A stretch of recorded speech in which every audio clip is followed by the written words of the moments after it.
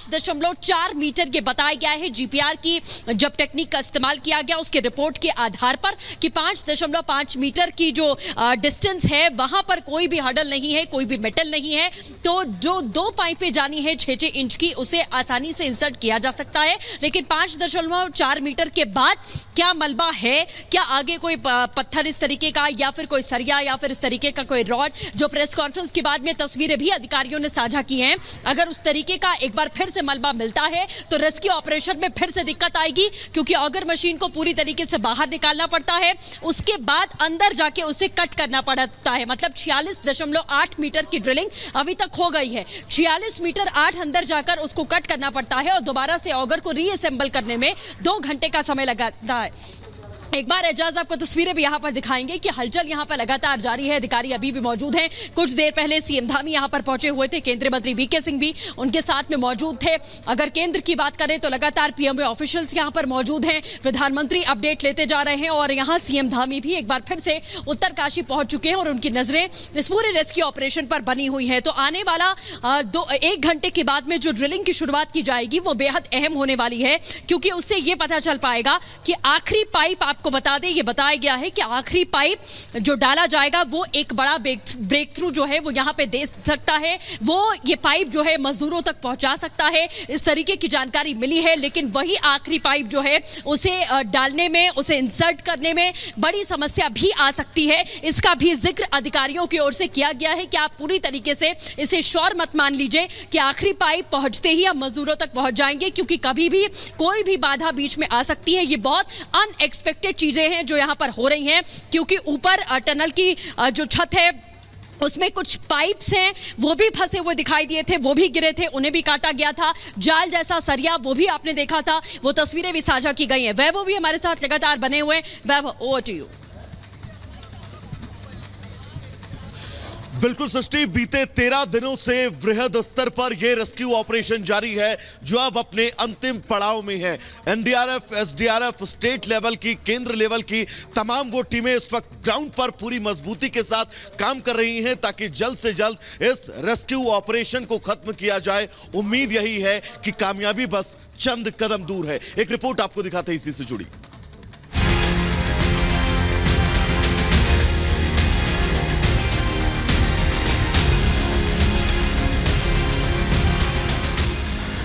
वो सुरंग जिसमें 12 दिनों से 41 जिंदगियां फंसी है, उसी पहाड़ जैसी सुरंग से सैकड़ों घंटों से जारी जंग इतनी आसान नहीं है। एक तरफ 41 धड़कनें जो बंद सुरंग में फौलादी जिगर लिए हर बाधा से लड़ रही हैं, तो वहीं रेस्क्यू में जुटी सैकड़ों दिलेरों की टीम है जो दिन रात एक की हुई है।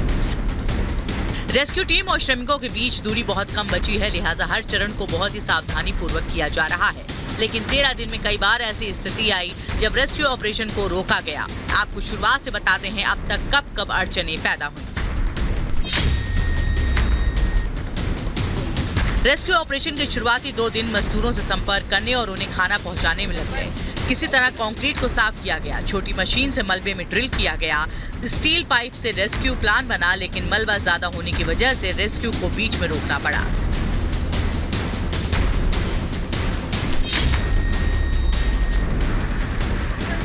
नवंबर को अमेरिकी ऑगर मशीन से दोबारा ड्रिलिंग शुरू हुई, लेकिन खुदाई के दौरान मलबा गिरा जिससे मशीन के कई पार्ट्स को नुकसान पहुंचा और अभियान को फिर से रोक दिया गया।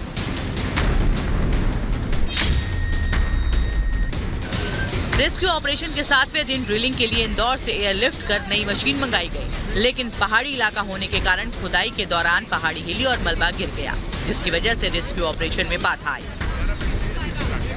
ड्रिल करने में बड़ी समस्या यही आ रही थी कि कंपन हो रहा है और कंपन की वजह से चूंकि अंडर कंस्ट्रक्शन थी, ये कंस्ट्रक्टेड जो टनल है वो नहीं थी कि पूरी तरीके से बनी हुई है, इसीलिए दरारें पड़ रही हैं और जो मलबा है वो और ज्यादा भर रहा है।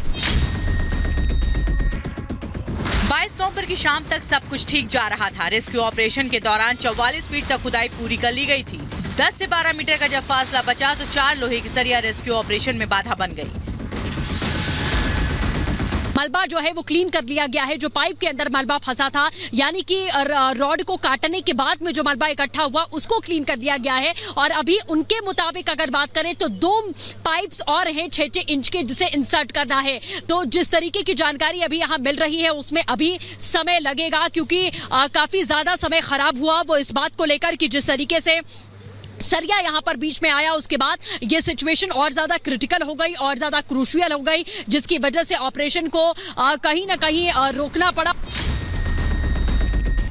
रेस्क्यू टीम ने फिर भी हार नहीं मानी। 23 नवंबर की शाम को फिर से खुदाई शुरू की गई। 1.8 मीटर पर कुछ अड़चने नजर आने पर ड्रिलिंग को फिर से रोक दिया गया। सभी अड़चनों को पार करने की आशा जताते हुए जैसे ही कल रात ऑपरेशन शुरू हुआ तो बीच में मेटल आने से ऑगर मशीन के ब्लेड्स मुड़ गए और प्लेटफॉर्म टूट गया, जिसकी वजह से ड्रिलिंग का काम फिर से रोकना पड़ा। जिस तरीके से हिला था उसे हमने आपको बताया कम से कम 6 से 8 घंटे लगते हैं उसे दोबारा बनाने में, और उसके जो कुछ पार्ट्स हैं वो बीच बीच में डैमेज होते हैं या तो वो मुड़ जाते हैं। और आपको ये भी बता दें कि पाइप के अंदर से, यानी कि 48 मीटर अंदर से मशीन को पूरी तरीके से बाहर निकालना पड़ता है। उसके बाद दोबारा उसे अंदर जाने के लिए रीअसेंबल करना पड़ता है। कहीं ना कहीं ये जो आखिरी स्टेज है, ये पड़ाव बहुत भारी पड़ता हुआ दिखाई दे रहा है। सिलक्यारा टनल में रेस्क्यू ऑपरेशन अपने आखिरी पड़ाव पर है।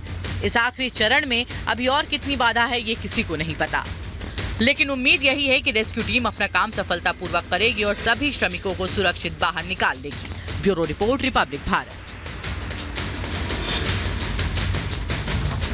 आदेश, सृष्टि और वैभव लगातार हमारे साथ बने हुए और अगले आने वाले 2 घंटे बहुत महत्वपूर्ण है, क्योंकि आप सोचिए ये सिलक्यारा टनल जहां से माना जा रहा था कि अब 2 घंटे के बाद तकरीबन 6 बजे जो ड्रिलिंग का काम है, पाइपों की वेल्डिंग के बाद ड्रिलिंग का काम शुरू किया जाएगा। और वो जो आखिरी पल है वो बहुत बड़े निर्णायक पल होंगे, क्योंकि उसी में ये पता लगेगा कि जो पाइप है जिसको अंदर पुश किया जा रहा है, क्या उसके बीच में कोई मलबा तो नहीं आता है, और अगर नहीं आता है तो वही आखिरी चरण होगा जो फाइनल स्टेज तक पहुंचेगा श्रमिकों को बाहर निकालने का। यानी आप समझिए आगे आने वाले जो 3 घंटे हैं वो बहुत क्रूशियल होने वाले हैं, और अगर अगले 3 घंटों में सब कुछ ठीक रहा तो फिर वो खुशखबरी जिसका इंतजार हर कोई कर रहा है वो पूरी हो जाएगी। एक बार फिर से 360 एंगल पे मैं आपको दिखा देती हूँ कि यहाँ पर हलचलें किस तरह से तेज है, क्योंकि हर कोई यही इंतजार कर रहा है कि वो ड्रिलिंग का काम मशीन के जरिए पूरा कर दिया जाए। ये कहा जा रहा है कैपेसिटी ऑगर मशीन की बहुत हाई है, अगर आगे कोई मलबा आता है तो वो उसको काट करके सीधे पुश करके पाइप को अंदर इंसर्ट कर दिया जाएगा। लेकिन कितना संभव ये हो पाता है